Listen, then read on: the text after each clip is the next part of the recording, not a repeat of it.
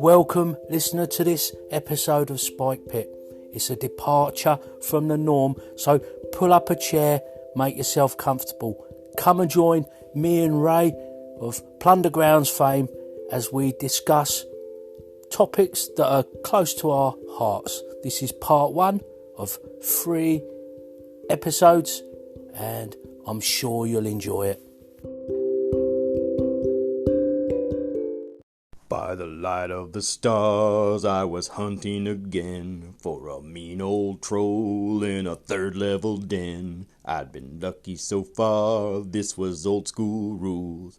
I should have been cautious, should have used my tools. The path was leafy and the way was dim. The DM cracked a smile, but I ignored him. And then I fell into a spike pit. Hello, Colin. Hello. How you doing, Ray? I'm good. How's my audio? Sounds good to me, man. What about mine? Yeah, real good. How you doing then? I'm sitting in CRV Studios in a parking lot looking at a miniature golf castle. How about that? Oh, classic. It seems appropriate somehow to be looking at a castle while we talk. So Yeah, and the golf link don't hurt either.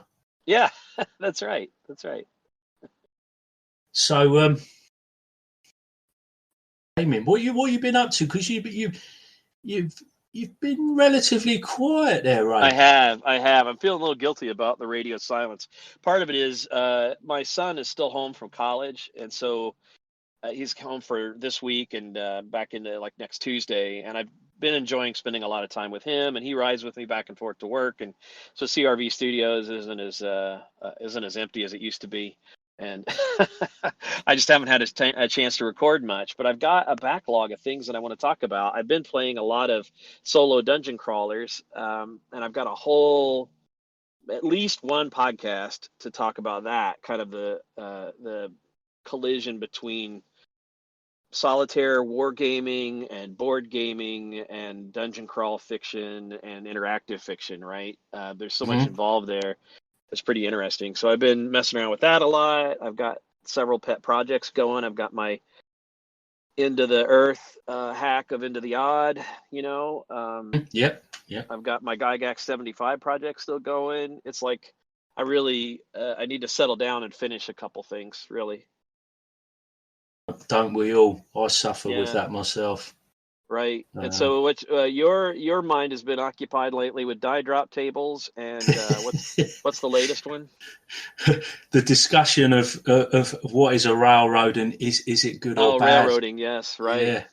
Right. Yeah, and I've been railroaded into producing a load of episodes to deal with the thirst for discussion, really. Right.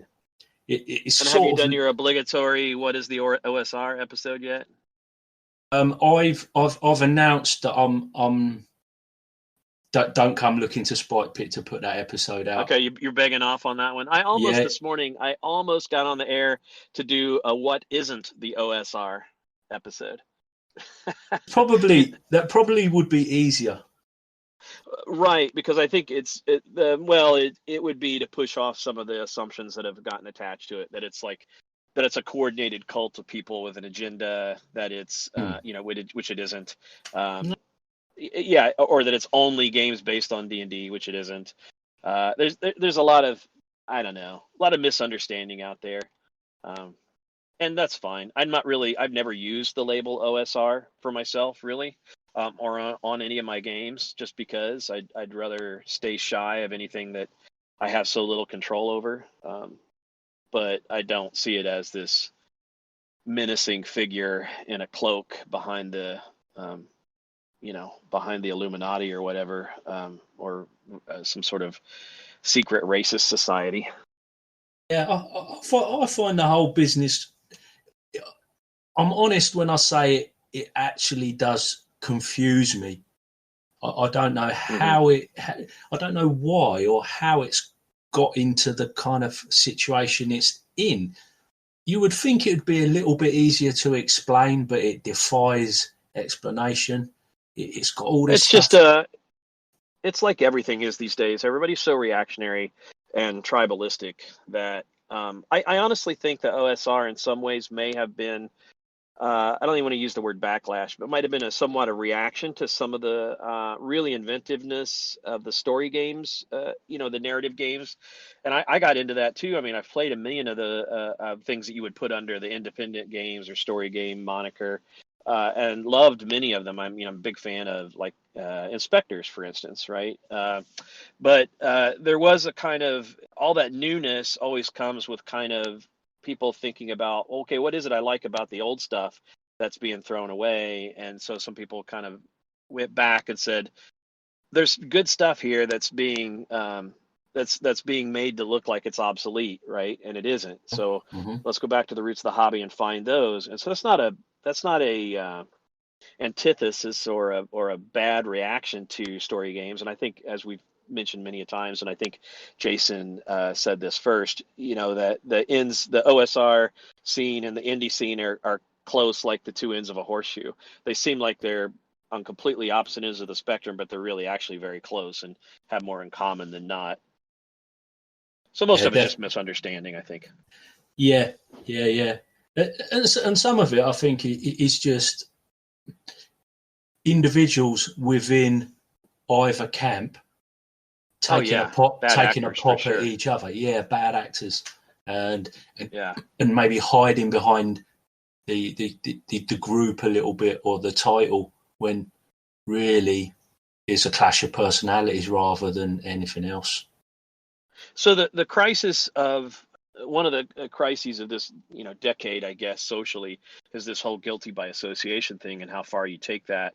And it's really rough because if you have a group that you care about, okay, I don't care what group it is, it could be a knitting circle or something, and you have a couple bad actors in that group that are seen to represent the group somehow, even if they don't, even if the whole group says they don't represent us, we're not like that, we don't like this guy, but people will say, oh, they take the part for the whole, and they say that whole group is like this one bad actor. And then if you're in that group, all of a sudden you find yourself defending the group all the time, and you get tired of that. And so finally you disassociate yourself. And what it means is that people are become more and more fearful of joining anybody. So everybody wants to carry their own banner, and they try to get people to join them. And there's this just crazy,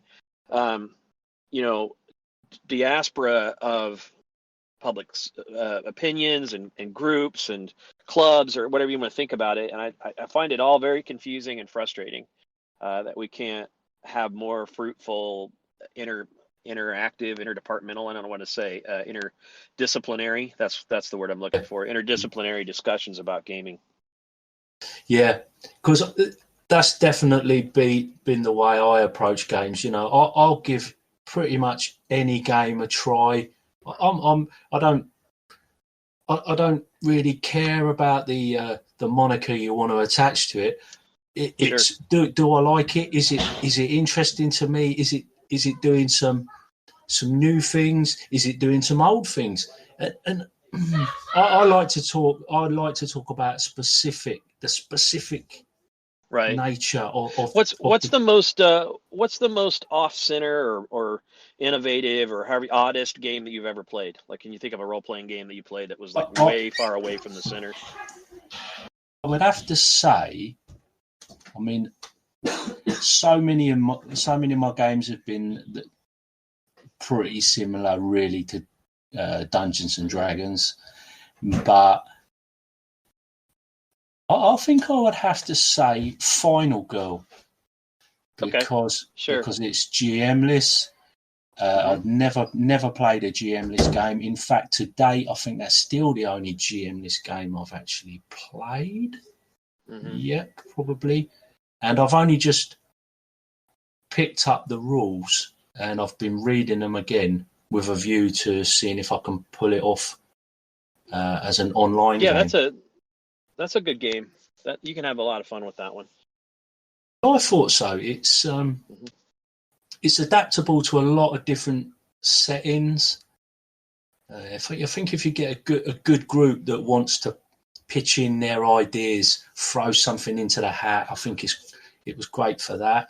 We played like an Aliens scenario at Dragon Meet in London, and thoroughly enjoyed it.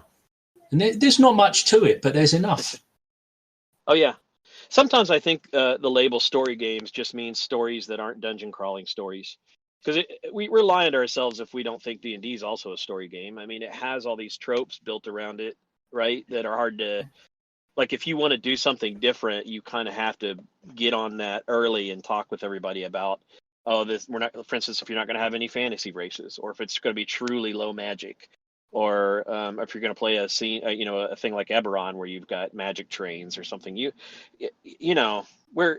and there's a certain story about like the town and dungeon has a structure, right? So if it's really old school, where you go diving for treasure and experience, and then you come back up and heal up and buy things and carouse, that's a story structure. So D&D is a story game. I mean, in that sense, I know people are going to gasp and point fingers at me and say there's no narrative control shift or whatever, but I reject all those kind of definitions anyway. Yeah, I kind of reject the whole labeling of a story game, and I mean, I'm just confused. I'm just as confused by that as I am by the term OSR. But right. It's interesting what you're saying. Are you suggesting there that maybe, like, the playbook and the move structure that exists in something like Dungeon World, are you kind of implying that it's maybe there in Dungeons and Dragons, but not formalized?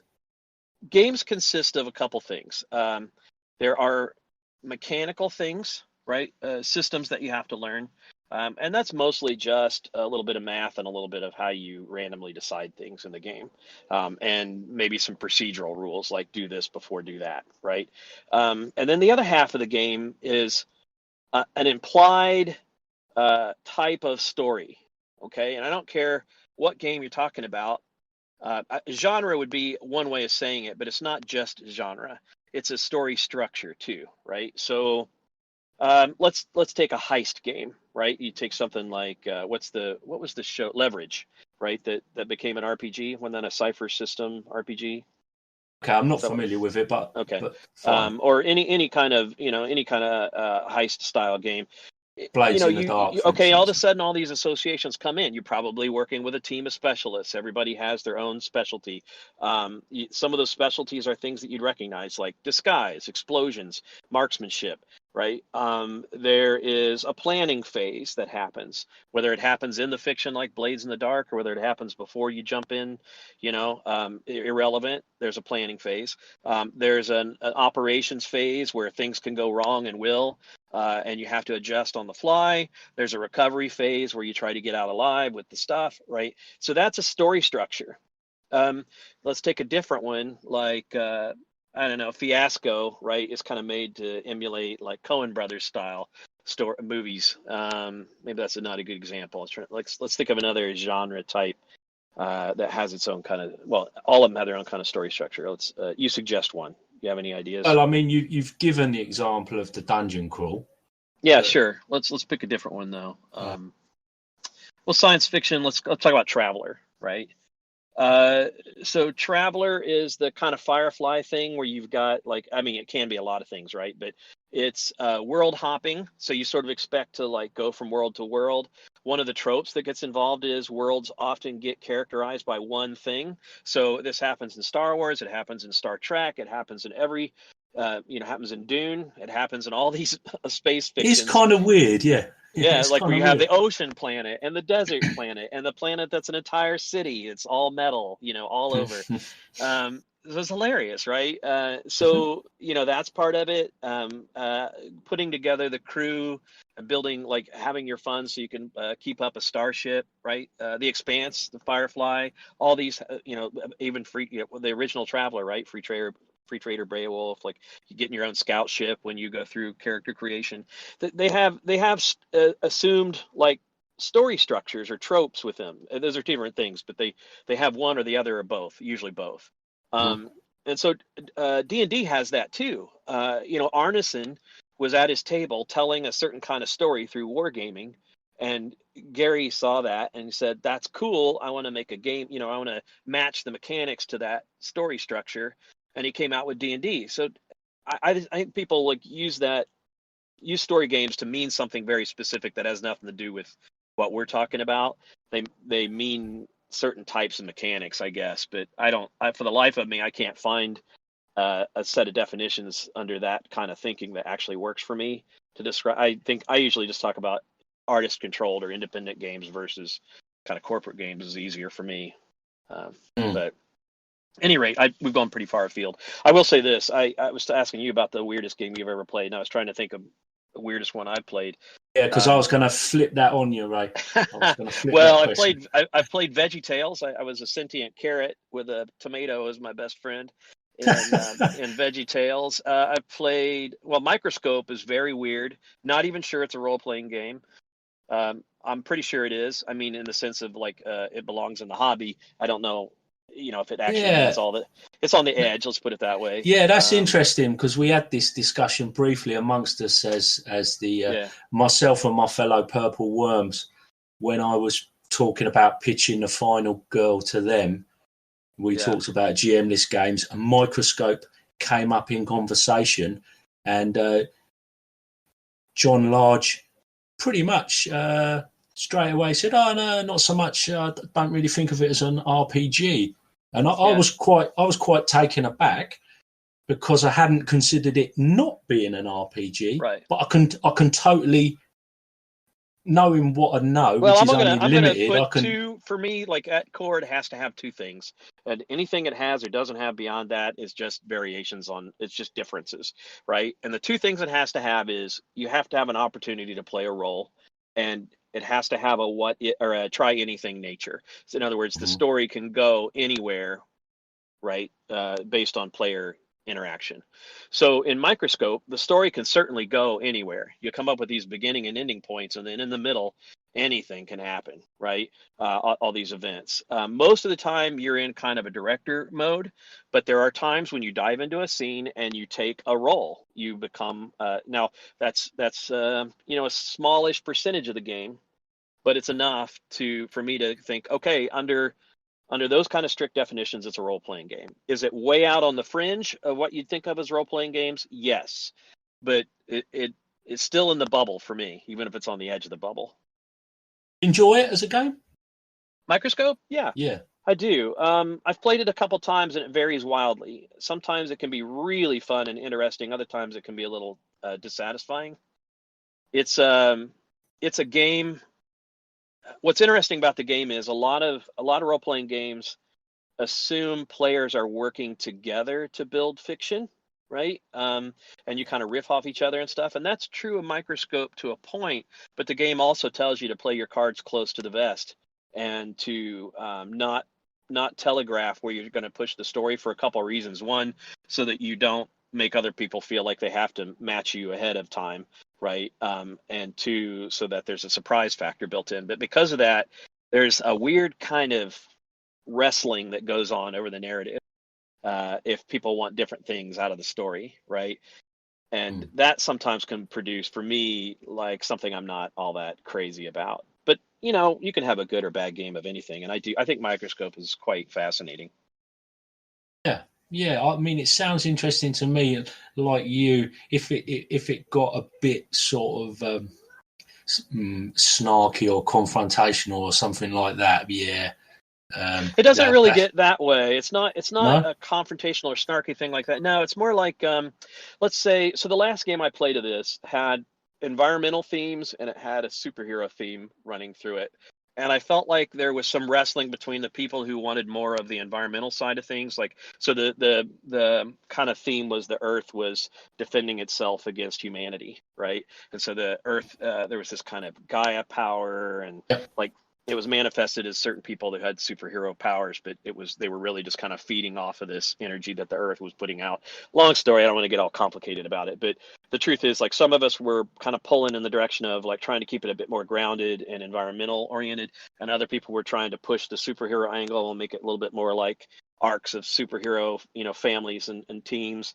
And they worked together, but there were times it's just about where, and people wanted different things from the game, right? So they put their energy into different scenes, and so there's never any direct conflict. Sometimes I wanted the story to like spend more time on these themes, and they wanted them to spend more time on the other themes, and that can get a little frustrating because you only get a turn every so often, and Right. on your turn you kind of have to pull it your direction. Mm. It's better when you're all kind of jiving on the same thing, right?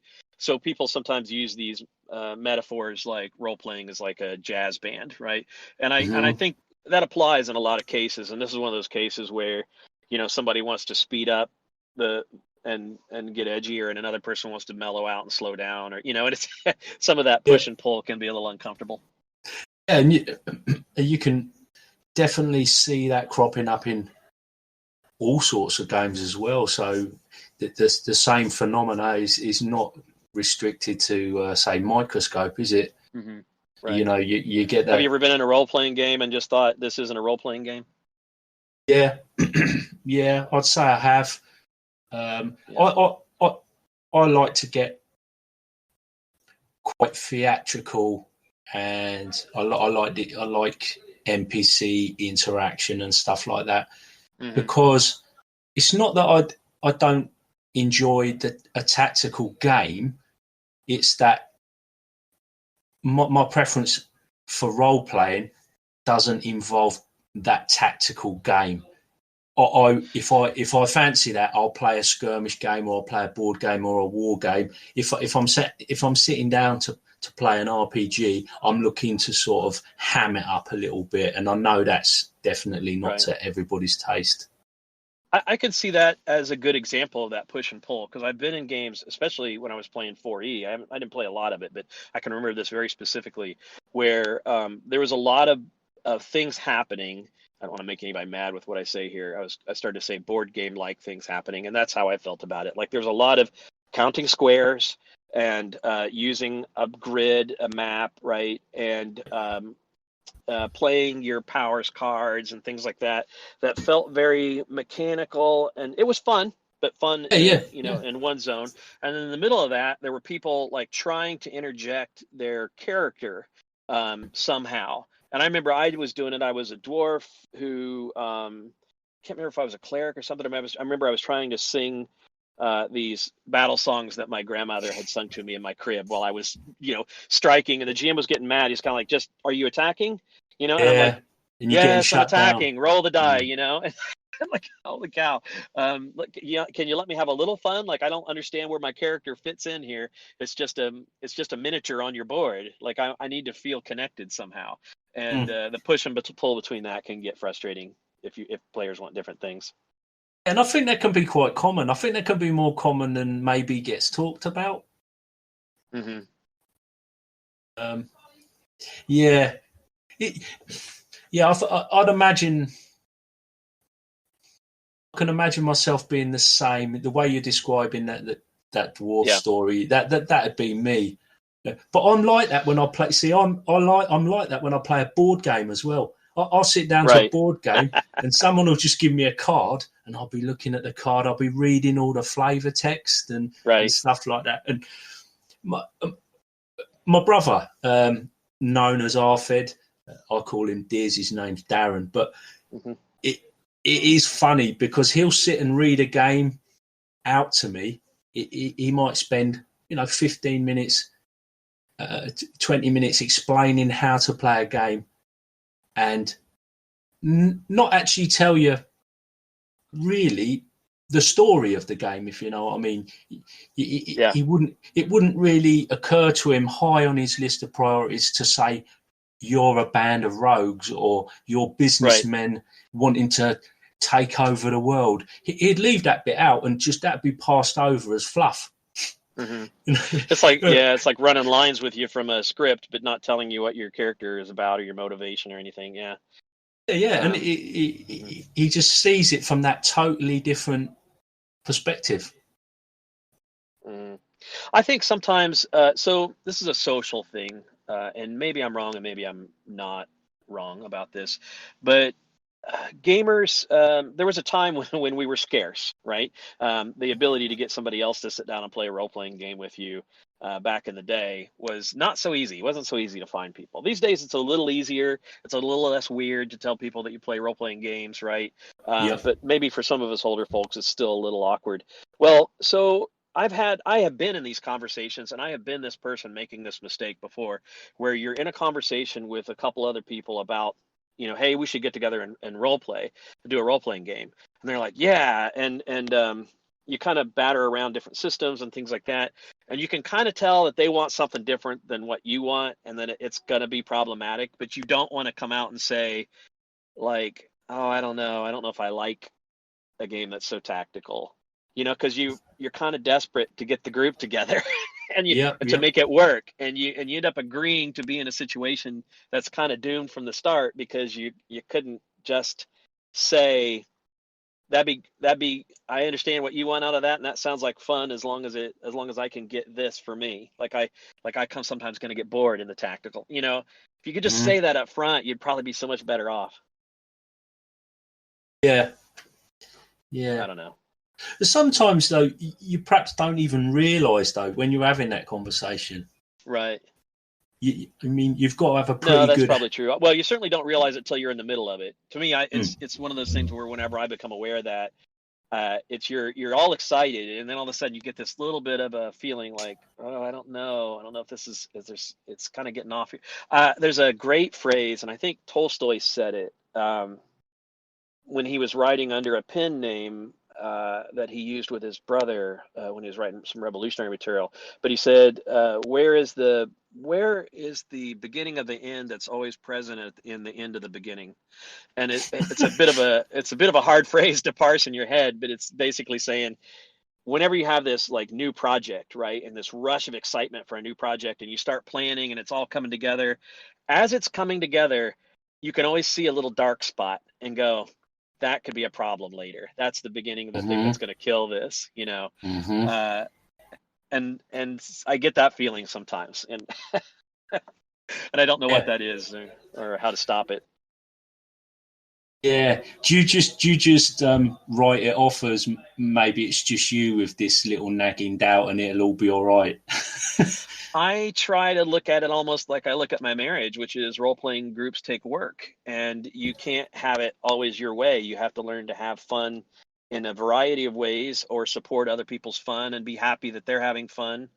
Can't always be about you, right? So what I try to do is look at that dark spot and go, how can I get inside that dark spot, empathetically, intellectually? How can I get my head around it and accept it and make sure it doesn't ruin my game. And sometimes that'll be more successful than other times, I guess. Right.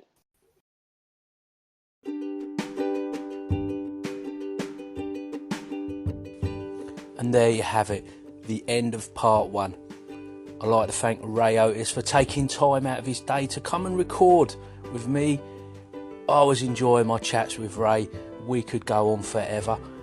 But the good thing is, that's created 3 episodes, like I said at the top of the show.